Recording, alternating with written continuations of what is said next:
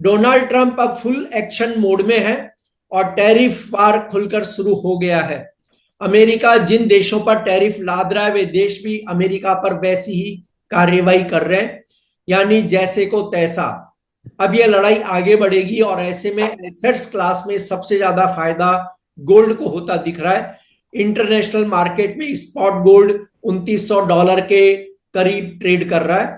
Gold और silver में trade की रणनीति क्या होनी चाहिए, इस पर बात करेंगे एलकेपी सिक्योरिटीज के commodity currency research vice president Jatin Trivedi से। मैं हूं कमल शर्मा। जतिन जी, आपका स्वागत है मोलतोल इंडिया में। नमस्कार कमल जी। जी नमस्कार। जतिन जी, ट्रंप के स्पीच के बाद वे फुल एक्शन मोड में हैं। आने वाले दिनों में गोल्ड और सिल्वर में हमें किस तरह के मूवमेंट दिखाई दे सकते हैं? ये रुझान जो है वो पिछले अभी तो 2-3 महीने से चल रहा है। टैरिफ और 2.0 कह लीजिए या ट्रम्प का जो 2.0 का जो दौर चल रहा है अभी, अब ये जो एक हॉट सब्जेक्ट हो गया है और ये एंटिसिपेटेड भी था। ऐसा नहीं है कि कुछ ये नया है टेबल पर, क्योंकि सभी का अनुमान यही था। जो भी मेजर पार्टिसिपेंट्स है सभी जानते थे कि ट्रम्प का वापस से री इलेक्ट होना मतलब टैरिफ वॉर जो है वो फिर से एस्केलेट होना। और जो रिटेलिएशन जो अभी चल रहा है, जैसे कि हमने देखा है कि चीन की तरफ से रिटेलिएशन आया है। कनाडा भी जो है वो रिटेलिएट कर रहा है अन्य प्रोडक्ट्स पर, जहां पर एग्रीकल्चरल प्रोडक्ट्स भी उसके अंदर शामिल है। तो इसके कारण से ये जो जिस होगा इसका, इस पर यूएस के ऊपर भी थोड़ा सा असर जरूर देखने पड़ सकता है। और यूएस भी भली भांति जानता है। काफी सारे ऐसे एग्रीकल्चरल कमोडिटीज हैं जहां पर यूएस जो एक्सपोर्ट करता है, तो उसके जो कंटेनमेंट होगी वो सारी की सारी वहीं पे यूएस में पड़ी रहेगी और वो खराब भी हो सकती है। तो इसके कारण से यूएस को भी इन्फ्लेशन में प्रॉब्लम हो सकती है। तो ये बात उनके भी जहन में रहेगी कि ये टैरिफ वॉर जो है इसका सोल्यूशन एक ही होता है कि सामने सामने दो जन मिलके इसका कुछ सोल्यूशन लाए। लेकिन जब तक इसका प्रॉपर सोल्यूशन नहीं आता तब तक गोल्ड को डेफिनेटली इसका जो भास है उसको प्रॉफिटेबल और बाइंग साइड में ही लिया जाता है। और ऑफ लेटली हमने वही देखा है कि गोल्ड ने जो है वो इसको पूरा का पूरा हजम करने की कोशिश की है, कि जहां पर ये अनसर्टेनिटी जो वर्ड है वो रेगुलेट कंटिन्यूसली हो रही है टैरिफ को लेकर के। अब टाइम वाइज थोड़ा सा ड्यूरेशन बीच बीच में जरूर आ जाता है कुछ कुछ प्रोडक्ट्स को लेकर के। अभी हाल ही में ऑटो सेक्टर के अंदर, ऑटो सेक्टर के अंदर एक डेडलाइन जो है वो और बढ़ा दी गई है। या इंडिया के साथ भी जो है वो कहीं ना कहीं बातचीत होगी। 1 महीना उसके अंदर भी ऑटो सेक्टर पर भी थोड़ी सी राहत रह सकती है टैरिफ में, और इंडिया भी जो है थोड़ा सा सपोर्ट करना चाहता है, ये स्टेटमेंट है। तो कहीं ना कहीं ये सब चीजें जो है मुझे लग रहा है सोल्यूशन जरूर आएगा, लेकिन जब तक सोल्यूशन नहीं आता है तब तक तो आपको गोल्ड को ये इसका बेनिफिट जरूर मिलता है। जी कमल जी। और आज शाम 7 बजे यूएस अनएम्प्लॉयमेंट के डेटा आएंगे। क्या उम्मीद है इन डेटा से, और बुलियन ट्रेडर को डेटा के अनुरूप आप क्या सलाह देंगे? आज की जो weekly initial jobless claims data है उसके अंदर अनुमान जो है वो कहीं ना कहीं थोड़ा सा कम है। जो गोल्ड के लिए ज्यादातर ये माना जाता है कि पॉजिटिविटी के साथ में नहीं लिया जाता। अगर जॉबलेस क्लेम्स कम है मतलब बेरोजगारी एक्सपेक्टेड है कि आगे चल के थोड़ी कम रहेगी, क्योंकि बहुत क्लेम करने जो आ रहे हैं लोग, जो पोर्टल पे डाल रहे हैं पैसे लेने के लिए, वो कम हो रहे हैं। तो इसके कारण से जो अनएम्प्लॉयमेंट के डेटा जो है वो भी एक्सपेक्टेड होते हैं कि कम आएंगे, जो कल फ्राइडे के दिन आएंगे। आज जो है इनिशियल जॉबलेस क्लेम के जो डेटा है, और सीधा सीधा इसका वर्णन जो है गोल्ड के लिए थोड़ा सा नेगेटिव जरूर हो जाता है। और आज हम ये देख भी रहे हैं कि गोल्ड जो है वो थोड़ा सा प्रॉफिट बुकिंग जोन में है सुबह से। कॉमेक्स पर 2920 से लेकर 2950 ये जो जोन है वो बार बार लेवल टेस्ट हो रहा है, लेकिन ये लेवल ब्रेक नहीं हो पा रहा है ऊपरी स्तरों पर। और निचले स्तरों पर अगर हम देखें तो 2850 से लेकर 2860 एक स्ट्रॉन्ग इंपॉर्टेंट सपोर्ट जोन भी बना हुआ है। तो मुझे लग रहा है ये जो रेंज है वो फिलहाल ये पकड़ के रखेगा। और आज और कल जो दो हैवी डेटा है, अनएम्प्लॉयमेंट के, जॉबलेस के डेटा आज, और नॉन फार्म पेरोल के डेटा भी, तो इसके कारण मुझे लग रहा है वॉलेटिलिटी आपको बहुत ज्यादा देखने मिलेगी और थोड़ी बहुत प्रॉफिट बुकिंग जो है आने वाले दिनों में आपको देखने मिल सकती है। जी जतिन जी, इस साल यानी 2025 में गोल्ड ने 2 महीनों में बहुत बेहतर रिटर्न दिया है, जिसकी उम्मीद हर एक को नहीं थी। तो ये अब यहाँ से आप जो कह रहे हैं कि जैसे एक रेंज हो गई है अभी गोल्ड की, कि वो $2900 वापस अभी करीब करीब आ गया है और वो एक ऊपरी रेंज भी पार नहीं कर पा रहा है।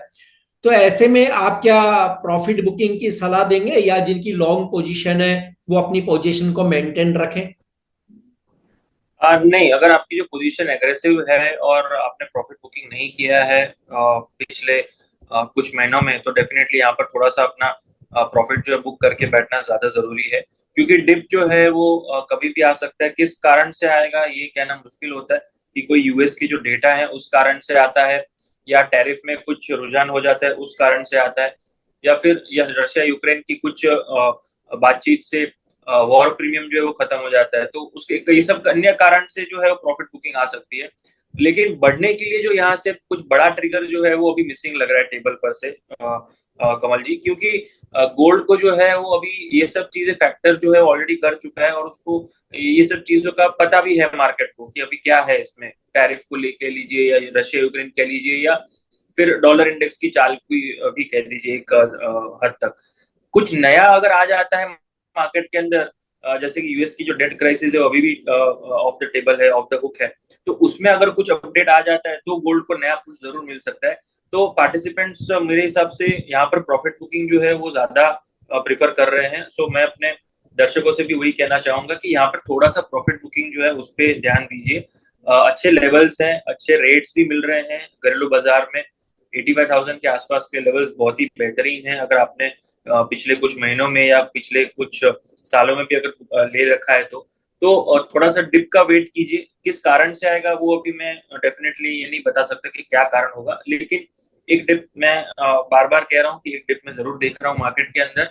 82,000 से लेके 83,000, मतलब 82 से लेके 82,500, ये जो जोन है बहुत ही इंपॉर्टेंट जोन रहेगा। 84,000 पहले एक इंपॉर्टेंट जोन था मेरा, वो एक बार टेस्ट कर चुका है। अब की बार अगर प्रॉफिट बुकिंग के अंदर 84,000 का लेवल अगर ब्रीच होता है तो डेफिनेटली 82,000 के लेवल्स टेस्ट होंगे कमल जी। तो मैं एक्सपेक्ट कर रहा हूँ कि 84,000 के लेवल्स ब्रेक करके ये 82 के आसपास आपको देखने मिलेंगे। मार्च महीना के अंदर ही मैं एक्सपेक्ट कर रहा हूँ कि ये चीज होनी चाहिए, थोड़ी बहुत प्रॉफिट बुकिंग जरूर आनी चाहिए गोल्ड के अंदर। जी। और जतिन जी, यदि कोई ट्रेडर फ्रेश लॉन्ग पोजीशन लेने की इच्छा रखता हो तो उसे आप क्या सलाह देंगे? वेट एंड वॉच, एक सलाह ये जो है बहुत ही महत्वपूर्ण होती है कि अब क्या करना है इस ताजा भाव पर। जी। बहुत ही अंदर से एक ऊर्जा रहती है कि कहीं ये गाड़ी मिस ना हो जाए जब ये बहुत तेज रफ्तार में होती है। बट तेज रफ्तार में जब गाड़ी पकड़ने की कोशिश भी करते हो तब एक्सीडेंट होने का डर भी ज्यादा रहता है। तो इसीलिए मैं बोलूंगा कि थोड़ी गाड़ी की गति जो है वो धीमी होने दीजिए, या कहीं पे आकर रुकने दीजिए, फिर उसके अंदर आपको प्रवेश करना ज्यादा बेहतरीन होगा और आपके लिए नुकसानदायक भी नहीं होता है। तो मैं ये एक्सपेक्ट कर रहा हूँ कि 82,000 के आसपास के लेवल जब आएंगे तब वहां पर थोड़ा सा स्टेबिलिटी और थोड़ा सा पॉज पीरियड जब आएगा उसके बाद एक अच्छा समय होगा निवेशक के हिसाब से, नया निवेश के हिसाब से। जो रेगुलरली सिप्स कर रहे हैं या इनकम बेस अपना पोर्टफोलियो के अंदर एडिंग करते जा रहे हैं, वो अपने सिप्स जारी रखें, क्योंकि वो एक माइनर पोजीशन से होता है। जो मंथली सिप्स जो करते हैं उनके लिए कोई भी रुकावट नहीं है, वो करते रहें, वो बनाकर रखें अपनी सिप्स जो है। लेकिन जो लमसम अमाउंट से अगर कोई करना चाहता है या कोई फ्रेश उसके अंदर पोजीशन लेना चाहता है लमसम अमाउंट से, तो उनके लिए थोड़ा सा वेट एंड वॉच पीरियड है। थोड़ा सा वेट कीजिए, एक डिप आने दीजिए मार्केट के अंदर, और हम आपको अपने शोज में बार बार बताते रहेंगे कि कब अच्छे लेवल आएंगे, तब आप एंटर कीजिएगा। जी। और जतिन जी, हम चांदी को देखें तो कुछ दिन से एक कंसोलिडेशन के दौर में है। अगला मूवमेंट कहाँ और कब हो सकता है इसमें?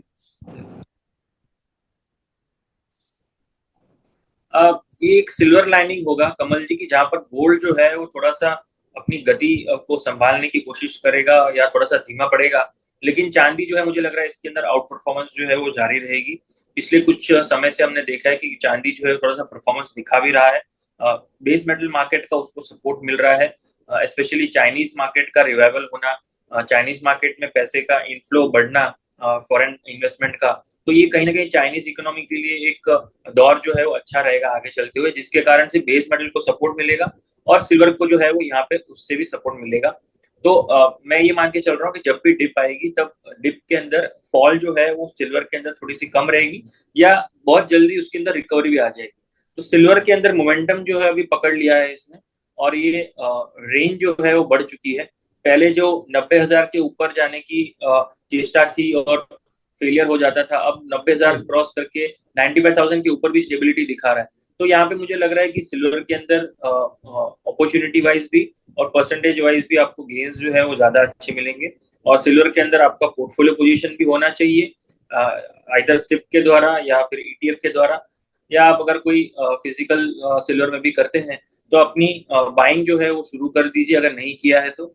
और लमसम अमाउंट से अगर कोई करना चाहता है तो थोड़ा सा रेंज पकड़ के चलिए, करंट मार्केट प्राइस से थोड़ा सा आप एक्यूमुलेट कीजिए और थोड़ा सा जगह रखिए। जब भी एक डिप मिलता है टुवर्ड्स 94,000 से लेके 93, 92, 5-7 हजार पॉइंट की डिप अगर आ जाती है इनकेस सिल्वर के अंदर, तो वहां पर थोड़ा एग्रेसिवली मैं रेकमेंड करूंगा वहां पे ऐड करने के लिए पोर्टफोलियो। जतिन जी, आपका कोई डिस्क्लेमर? कमल जी, गोल्ड और सिल्वर दोनों ही ईटीएफ और सोवरेन गोल्ड बॉन्ड के माध्यम से मैं उसके अंदर लॉन्ग टर्म के लिए निवेशक हूँ। ये मेरा डिस्क्लेमर है। आपका धन्यवाद, शुक्रिया जतिन जी। जी।